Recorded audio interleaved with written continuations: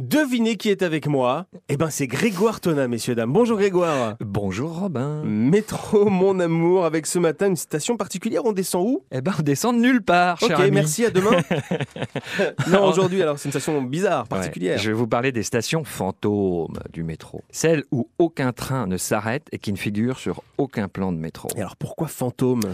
C'est un des petits mystères du métro que je vais essayer d'éclaircir un petit peu. Il existe des stations qui ne voient passer donc aucun voyageur. Soit ce sont des stations qui n'ont jamais été ouvertes, soit ce sont des stations qui ont été fermées par manque de rentabilité, par manque de fréquentation. Et souvent, elles étaient trop proches d'autres stations, Oui. d'où la faible fréquentation.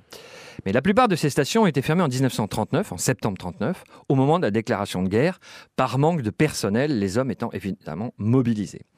Une de ces stations, Place des Fêtes, est dédiée au tournage de cinéma et une autre, Saint-Martin, sert ou a servi à l'accueil des SDF lors des périodes de grand froid.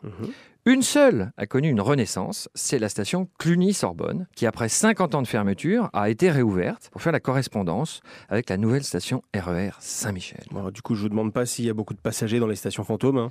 Eh bien, si, parce qu'il y a une station, la station cinéma, qui est située donc Place des La Fêtes. Place des Fêtes. Elle reçoit beaucoup de visiteurs lors des journées du patrimoine et on se bouscule vraiment pour avoir une place et découvrir cet endroit un peu mystérieux.